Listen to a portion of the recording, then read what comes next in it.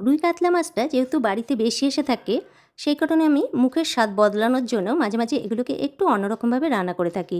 তো আজকে আমি রুই মাছটাকে একটা স্পেশাল ভাজা মশলায় আলু আর ঝিঙে দিয়ে রান্না করেছি, সেটাই শেয়ার করলাম। এখানে আমি 6 পিস রুই মাছকে ভালো করে ধুয়ে নুন হলুদ মাখিয়ে রেখেছিলাম 10 মিনিটের জন্য। আলু আর ঝিঙেটাকে এইভাবে কেটে নিয়েছি। কড়াইতে ভালো করে তেল গরম করে রুই মাছের পিসগুলোকে দুপাশ লাল লাল করে ভেজে নিয়েছি। 5 ফোড়ন দিলাম। মশলা থেকে সুন্দর গন্ধ বেরিয়ে এলে আলুগুলোকে দিয়ে এইভাবে লাল করে ভেজে নিয়েছি। ঝিঙেগুলোকেও হালকা করে ভেজে নিয়েছি। এরপর কিছু মশলা অ্যাড করব। 1 টেবিল চামচ জিরে পাউডার, 1 টেবিল চামচ ধনে পাউডার, পরিমাণ মতো হলুদ, স্বাদ মতো লবণ, সামান্য একটু জল দিয়ে মশলাটাকে ভালো করে কষিয়ে নেব।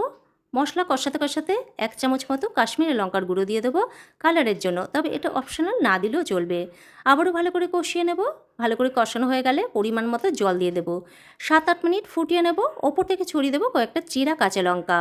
এক এক করে ভাজা মাছগুলোকে দিয়ে দেবো আর 2 মিনিট মতো ফুটিয়ে নেব।